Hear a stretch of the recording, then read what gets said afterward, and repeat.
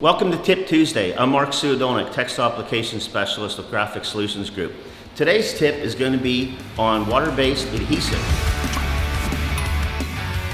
Whether you're applying your adhesive with a squeegee or a roller, as you can see on the pallet, when you put the adhesive down, you can't see where it's at. So it can lead to dry spots, which during production will cause the shirt to lift.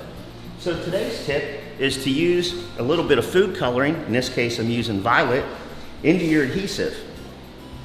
So when you go to apply it to your pallet, you can see where all the adhesive is, and you're not going to run into any type of production problems with the shirts lifting as the machine is revolving and you're actually printing.